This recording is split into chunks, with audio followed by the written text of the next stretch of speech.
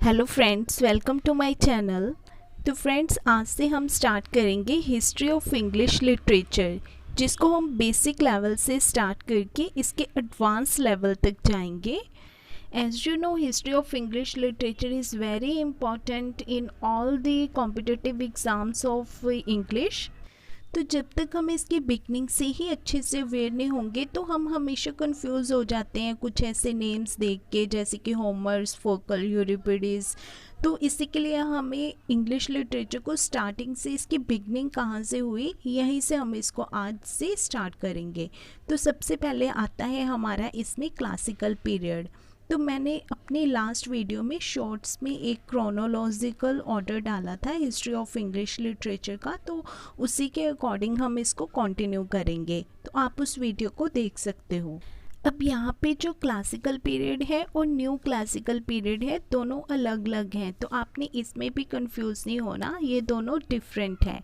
हमारा जो first classical period है, इसको हम 4 पार्ट्स में डिवाइड करते हैं, दैट इज़ होमरिक और हीरोइक पीरियड, एंड सेकंड है classical Greek period, third classical Roman period, and fourth है पैट्रिस्टिक पीरियड। तो सबसे पहले हम होमर को करेंगे, जिसका टाइम पीरियड 1200 से 800 BCE तक रहा। तो हमारे इंग्लिश लिटरेचर की जो बिगनिंग है वो यहीं से स्टार्ट होती है, यानी कि होमर से स्टार्ट होती है। अब जो क्लासिकल पीरियड है वो गोल्डन एज रहा है लिटरेचर और आर्ट्स के लिए। तो आपने होमर के 2 फेमस वर्क इलियाद एंड ओडिसी के बारे में तो सुना ही होगा। तो ये दोनों होमर के एपिक्स हैं। होमर की जो इलियाद है वो एक्लीस पे बेस्ड है। एक्लीस एक ग्रेट वॉरियर थी इसमें, एंड इसमें ट्रोजन वॉर को दिखाया गया है। एंड ओडिसी जो है उसको यूलाइसिस भी बोलते हैं इंग्लिश में। तो जेम्स जॉयस ने एक नॉवल भी लिखा था, यूलाइसिस, एंड इनके दोनों वर्क को बहुत सारे लोगों ने ट्रांसलेट भी किया बाद में। एंड इस पीरियड को होमरिक पीरियड क्यों बोलते हैं, क्योंकि उस टाइम पे जो होमर थे वही प्रोमिनेंट थे। And epic is the oldest form of writing, as you know, like Mahabharat, Ramayana. तो ये एक लॉन्ग नैरेटिव पोइम्स होती है, दैट्स वाई इसको हीरोइक पीरियड भी बोला जाता है। अब हम होमर का जो वर्क है इलियाद, उसको देखते हैं। इसकी बिगनिंग होती है मेडियास रेस में, ये एक प्लेस का नेम है, and it begins with an invocation to a god और गॉड्स। इन्वोकेशन मतलब प्रेयर, गॉड की प्रेयर्स के साथ इसको स्टार्ट किया गया है, प्रेयर के साथ। एंड इसमें 15,693 लाइन्स हैं, इसमें इस एपिक में इतनी लाइन्स हैं। एंड इसकी जो स्टोरी है, जैसे कि आपको पता है कि ट्रोजन वॉर 10 ईयर्स तक चली थी, तो जो लास्ट ईयर था इस वॉर का, तब इसकी स्टोरी लिखी गई थी। और ये वॉर हुई थी इन 2 सिटीज़ के बीच में, ट्रॉय एंड ग्रीक के बीच, इन दोनों में ये वॉर हुई थी। अब हम करैक्टर्स देखते हैं। पहले तो हम ग्रीक्स के करैक्टर देख लेते हैं और फिर हम ट्रोजन्स के करैक्टर्स देखेंगे, इन दोनों में जो ये वॉर हुई थी।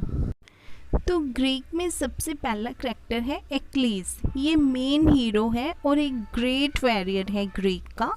एंड सेकंड है मेनेलस, जो कि किंग है स्पार्टा का, और इसी के वाइफ को जो ट्रोजन है वो ले जाता है। तो यही मेन रीज़न था इस वॉर के बिगिन होने का। नेक्स्ट है हेलन। हेलन एक मोस्ट ब्यूटीफुल वीमन है, जिसको कि पूरे वर्ल्ड की बहुत ही खूबसूरत विमन कहा जाता है। And she is caused of Trojan war. इसी की वजह से ये जो ट्रोजन वॉर हुई थी, ये किंग ऑफ स्पार्टा जो है उसी की वाइफ है ये। नेक्स्ट कैरेक्टर है एगामेम्नन, जो कि ग्रीक आर्मी का जनरल है। एंड नेक्स्ट है पेट्रेक्लस, जो कि एक्लीस का फ्रेंड है। एक्लीस जो है वो मेन हीरो है और उसका ये फ्रेंड है। नेक्स्ट हम देखते हैं ट्रोजन्स के कैरेक्टर्स को। इसमें है प्रियाम, जो कि ट्रॉय का किंग है। नेक्स्ट है हेक्यूबा, क्वीन है यहाँ की। और Hector, Hector is the greatest Trojan warrior, और ये प्रियाम का सन है, उसका बेटा है ये। पेरिस, ये जो पेरिस है यही उठा के ले आया था उसको, हेलन को। एंड जो ट्रोजन है, इसको ट्रोजन भी बोला जाता है पेरिस को, एंड ये भी प्रियाम का सन है। नेक्स्ट है एनियास, जो कि एक ट्रोजन वॉरियर है। और इस टाइम पे जो कुछ गॉड्स हैं वो भी इसमें इन्वॉल्व्ड रहे हैं। तो जो ट्रोजन्स के साइड पे गॉड थे वो थे Apollo, Aphrodite and Ares. And जो ग्रीक्स की साइड पे थे गॉड्स वो थे हेरा, एथेना एंड पोसेडन। और कुछ गॉड है जो न्यूट्रल थे, मतलब जो दोनों साइड पे थे, वो थे जियस।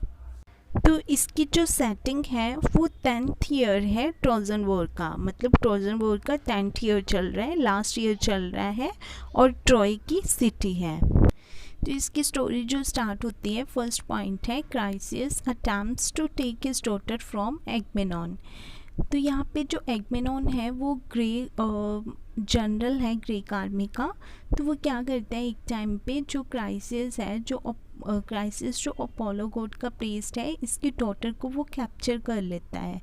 तो क्राइसिस अपनी डॉटर उससे वापस मांगता है, उसको कहते हैं कि मेरे से रैंसम ले लो, कुछ भी ले लो, पर मेरी बेटी मुझे वापस कर दो। पर एगमेनॉन उसको मना कर देता है और उससे बहुत ही बिल्कुल भी सही तरीके से पेश नहीं आता, उससे बहुत गलत ट्रीट करता है उसको, जिसकी वजह से जो अपोलो गॉड होता है उसको बहुत गुस्सा आता है। तो अपोलो गॉड एक्केंस में एक प्लेग फैला देते हैं। एक्केंस, हम ग्रीक्स आर्मी को एक्केंस भी बोलते हैं, तो उनमें एक प्लेग फैला देते हैं अपोलो गॉड। अब जो गॉड ग्रीक के फेवर्स में होते हैं, तो यहाँ पे आपको पता है कि इसमें गॉड्स भी इन्वॉल्व हैं, कुछ ग्रीक के साइड में हैं तो कुछ ट्रोजन की साइड में हैं। तो अब क्या होता है कि जो एक्केंस के प्रॉफिट होते हैं कैलिकस, वो आइडेंटिफाई करते हैं, तो एगमेनॉन को वो सजेस्ट करते हैं कि तुम उनकी बेटी को वापस कर दो, जिसकी वजह से ये प्लेग हट जाए। और वो उसको बोलते हैं कि अपोलो गॉड को कुछ गिफ्ट्स भी दो, जिसकी वजह से वो खुश हो जाएं और इस प्लेग को हटा दें। अब सेकंड पॉइंट है एगमेनॉन डिमांड्स कंपनसेशन। अब ये बात सुन के एगमेनॉन को बहुत गुस्सा आता है, तो वो कहता है कि ठीक है, मैं उनकी जो बेटी है वो वापस कर दूंगा, पर इसके लिए मुझे एक कंपनसेशन चाहिए। तो वो क्या मांगता है, जो इनका ग्रीक आर्मी का मेन हीरो होता है, जो ग्रेट वॉरियर है वर्ल्ड का, जो कि ट्रोजन वॉर का एक ग्रेट वॉरियर है, एक्लीस। तो उसको एक्लीस को उस टाइम पे एक प्राइज़ मिला था, एक गिफ्ट के तौर पर उसको एक गर्ल मिली थी जिसका नेम था ब्राइसियस। तो वो कहता है कि अगर ब्राइसियस मुझे दे दोगे तो मैं उसके बदले में क्राइसियस की बेटी को वापस कर दूंगा। तो इस बात पे अब एक्लियस को बहुत गुस्सा आता है। वो कहता है कि ब्राइसियस जो है वो उसकी है, वो उसको प्राइस में मिली थी, तो वो उसको नहीं दे सकता एगमेनॉन को। तो इस बात पे दोनों में बहस होती है, दोनों में क्वल हो जाता है, झगड़ा होता है दोनों में।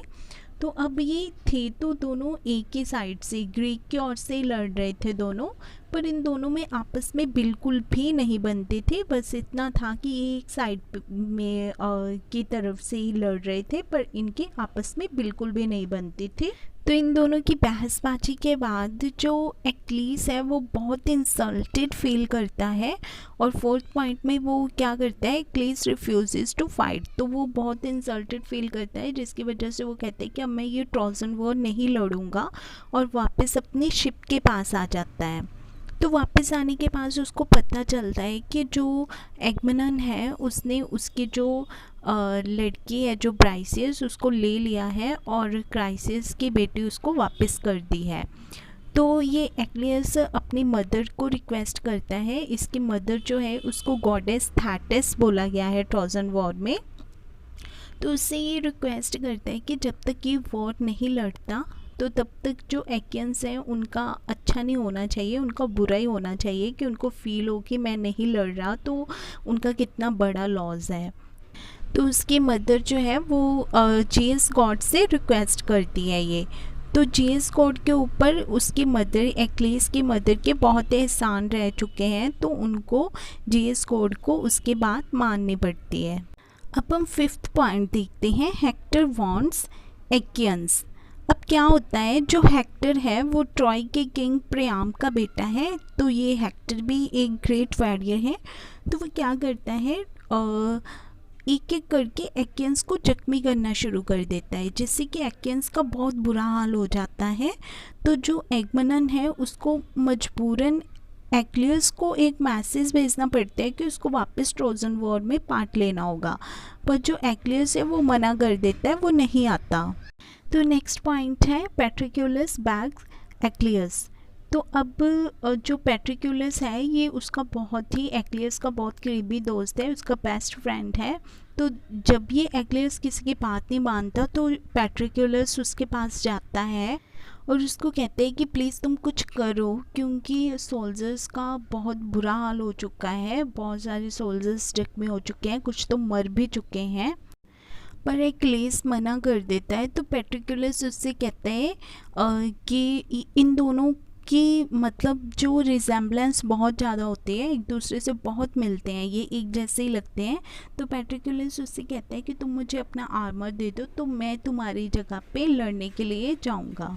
तो सबको यही लगेगा कि एक्लियस लड़ने के लिए आया है, तो वो उसको पैट्रिक्युलस को नहीं पहचान सकेंगे। तो एक्लियस मान जाता है और अपना आर्मर उतार के पैट्रिक्युलस को दे देता है।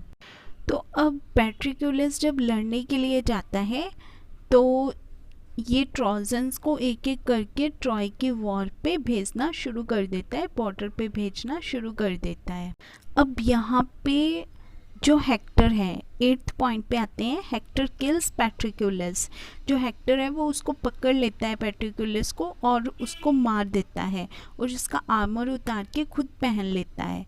अब एक्कियंस ट्राई भी करते हैं उसकी बॉडी को लेने की, पर हेक्टर उसकी बॉडी देता नहीं है और ऊपर से उसके बॉडी को ख़राब भी कर देता है। अब एक्लियस को जब ये न्यूज़ मिलती है 9th पॉइंट में, ही वांट्स रिवेंज, जब उसको ये पता चलता है तो वो बहुत ज़्यादा गुस्से में आ जाता है। और सेकेंडली वो एक ग्रेट वॉरियर भी था, तो वो ये डिसाइड करता है कि वो जो हेक्टर है उसको मार के अपने फ्रेंड के खून का बदला लेगा।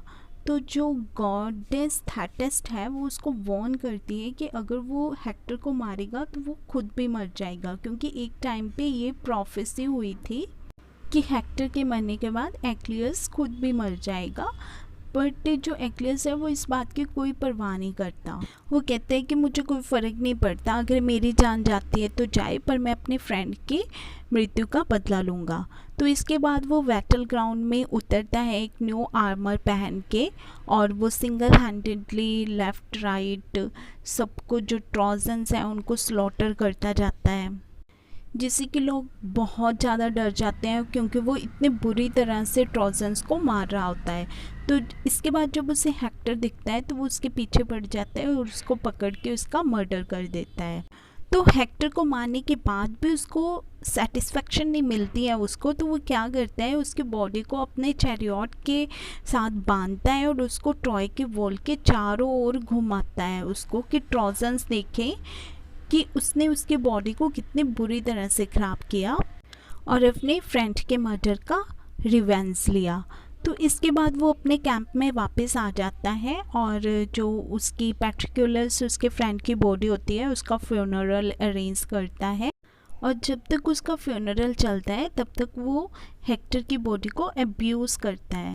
तो इसके बाद जो गॉड जीएस है, जैसे कि वो न्यूट्रल गॉड रहे हैं इस पूरी वॉर में, जिसकी साइड पे होना चाहिए उसी की साइड पे वो रहे हैं, तो वो गॉडेस थेटिस को कहते हैं कि वो एक्लिस को बोले जाके कि वो उसकी बॉडी जो हेक्टर की बॉडी है वो उनको वापस कर दे, प्राइम को वापस कर दें, क्योंकि प्राइम जो हेक्टर के पिता हैं वो कहते हैं कि चाहे एक्लियस उनकी जान ले ले पर उनके बेटे की बॉडी को उनको वापस कर दे।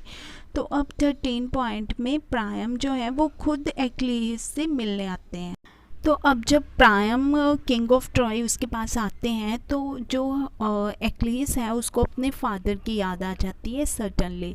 तो वो सोचता है कि अगर उसकी जगह पे उसके फादर खड़े होते, वो एक्लियस की बॉडी मांगने आए होते, तब वो क्या करता। तो इस पर वो हेक्टर की बॉडी प्राइम को वापस कर देता है और उनको कहता है कि उनको 11 डेज़ का टाइम देता है कि वो अच्छे से उसका हेक्टर का फ्यूनरल अरेंज करें। तो इसके साथ ही जो स्टोरी एंड हो जाती है, पूरा पार्ट तो इसमें नहीं दिखाया गया। तो जैसे कि गॉड ने पहले ही बोल दिया था कि जो एक्लियस है अगर उसको हेक्टर को मारेगा तो वो खुद भी मर जाएगा। तो अब ये तो पता ही था कि एक्लियस भी बाद में मर गया था और उसने पूरा ट्रोजन वॉर नहीं देखा। अब नेक्स्ट फेमस वर्क है होमर का ओडिसी, जो कि 8th और 7th सेंचुरी बीसी के बीच में लिखी गई। और इसमें ओडिसियस नाम का एक सोल्जर है जो कि ट्रोजन वॉर लड़ रहा था। और क्या होता है कि वो वॉर लड़ते लड़ते बहुत दूर चला जाता है अपने महल से, अपने राज्य से, और वो लड़ाई ख़त्म होने के 10 साल बाद भी वापस नहीं आता, जिससे कि सबको लगने लगता है कि वो मर गया है। अब उसके किंगडम के सभी लोग, सभी पीपल, उसके राज्य के सभी मान लेते हैं कि वो मर चुका है, पर उसकी जो वाइफ होती है पेनेलोप, वो ये नहीं मानती। वो कहती है कि वो जिंदा है और उसको ये होप होती है कि वो वापस आएगा। तो इसी टाइम पे जो स्वेटर्स होते हैं, कुछ स्वेटर्स होते हैं इसमें, तो वो क्या करते हैं कि वो उसकी लैंड को कैप्चर करना चाहते हैं। तो उन्होंने बहुत सारी लैंड्स तो हड़प भी ली होती है और वो उसका राज्य लेना चाहते होते हैं, जिसकी वजह से वो उसकी वाइफ को बहुत परेशान भी करते हैं क्योंकि वो लड़ नहीं सकती होती। अब इनका एक बेटा भी होता है ओडिसियस और पेनेलोप का, जिसका नेम होता है टैलीमैचस। तो ये भी काफ़ी छोटा होता है, जिसकी वजह से लड़ नहीं सकता होता, पर ये पूरा ट्राई करता है अपने राज्य को बचाने के लिए। पर ये जो स्वेटर्स होते हैं, शैतान होते हैं, ये इनके पूरे राज्य को अपना बनाना चाहते हैं और उन दोनों को किले से निकालने की कोशिश करते हैं। और जो टैलीमैचस होता है उनका बेटा, इसको मारने की भी कोशिश करते हैं क्योंकि उनको लगता है कि यही एक उत्तराधिकारी है, अगर इसको मार देंगे उसकी वाइफ तो कुछ भी कर नहीं पाएगी, तो वो इसी को मारने की कोशिश करते हैं। अब जो एक स्वेटर होता है एंटिनोअस, ये तो बहुत ज़्यादा उसको मारने की कोशिश करता है टैलीमैचस को। उसको कितनी बार इसने कोशिश की होती है मारने की, पर टैलीमैचस जो है वो बच जाता है। अब नेक्स्ट जो ओडिसियस है वो जिंदा होता है, पर उसको जो एक लेडी होती है क्लिस्पो, वो एक मतलब आइलैंड होता है जिस पे वो इसको कैद करके रखती है, क्योंकि वो इससे प्यार करती होती है, तो वो इसको कैद करके रखती है आइलैंड पे। और ये लेडी उसको फोर्स करती है कि वो उसी के साथ रहे, पर जो ओडिसियस है वो उसके साथ नहीं रहना चाहता क्योंकि वो अपनी फैमिली से बहुत प्यार करता होता है और वो वापस जाना चाहता होता है, पर ये क्लिस्पो उसको छोड़ नहीं रही होती, उसको जाने नहीं देती है।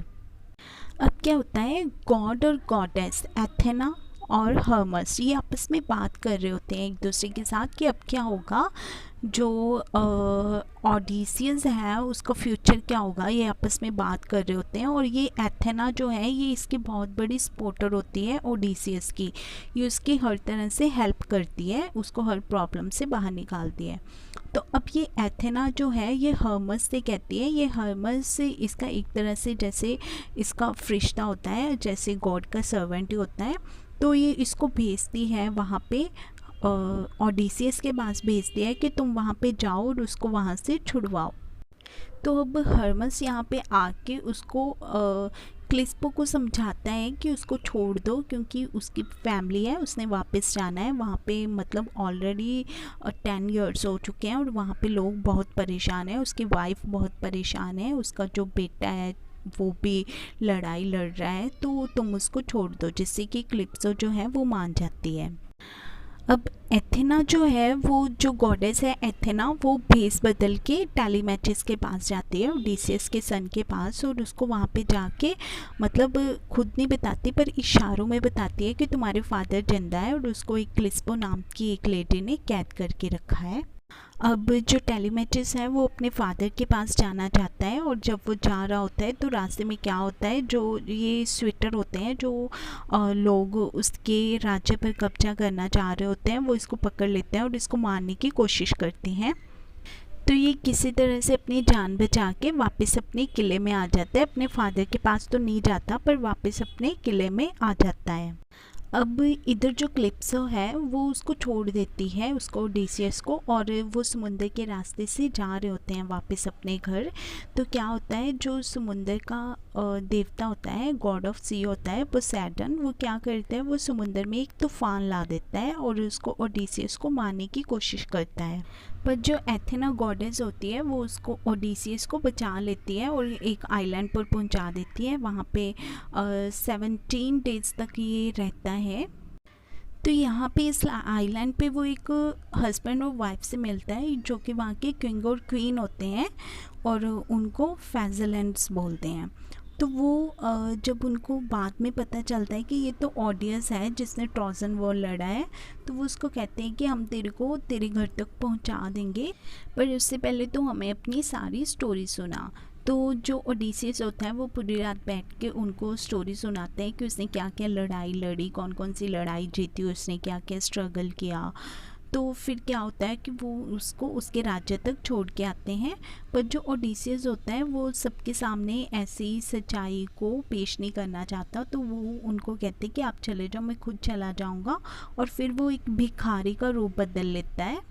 पर उसका सन जो है टेलीमेचस, वो उसको पहचान लेता है और उसको सारी सच्चाई बताता है कि कैसे लोगों ने उसके राज्य पर कब्जा करना चाहा और उनके साथ क्या क्या किया और कैसे हमने अब उनसे बदला लेना है। तो वो सब कुछ बताता है। और एक डॉग होता है वो भी उसको पहचान लेता है, और एक नर्स होती है वो भी पहचान लेती है, पर वो कहती है कि मैं किसी को भी इस बारे में नहीं बताऊँगी। अब जो ओडिसियस की वाइफ है उसको शक होता है, मतलब वो कंफर्म नहीं होती कि ये ओडिसियस ही है, तो वो उसके लिए एक प्रतियोगिता रखती है। तो वो बोलती है उसकी मेरे पास एक धनुष है जो उसको तैयार करके एक तीर चलाएगा और वो तीर निशाने पर लगेगा। मतलब उसमें से बहुत सारी कुल्हाड़ियाँ होकर जा रही होंगी और उस कुल्हाड़ियों को चीरता हुआ वो तीर जब निशाने पर जाकर लगेगा तो उससे मैं शादी कर लूँगी। तो नेक्स्ट डे वो प्रतियोगिता जब स्टार्ट होती है तो बहुत सारे लोग आते हैं, स्वेटर भी आए होते हैं। तो कोई भी पर उस तीर को मतलब चलाना तो दूर की बात, वो उस धनुष को तैयार भी नहीं कर पाता। तो उसके बाद ओडिसियस की टर्न आती है, तो वो धनुष को एकदम से तैयार करके उस तीर को निशाने पर लगा देता है। और जैसे वो उसको निशाने पर लगाता है फिर वो तीर का मुँह उनकी तरफ करके, जो उसके राज्य को छीनना चाह रहे होते हैं उनकी तरफ करके उनको भी मार देता है। तो इसके बाद उसकी वाइफ और अपने बेटे के साथ वो तीनों खुशी खुशी रहने लगते हैं अपने राज्य में, और वो अपने फादर को भी वापस ले आता है अपने किले में, और फिर सारी फैमिली खुशी खुशी रहने लगती है। तो दैट्स ऑल फॉर टुडे। तो आज जैसे कि हमने होमरिक पीरियड को देखा, तो हमारी नेक्स्ट वीडियो में हम क्लासिकल ग्रीक पीरियड के बारे में जानेंगे। Thanks for watching.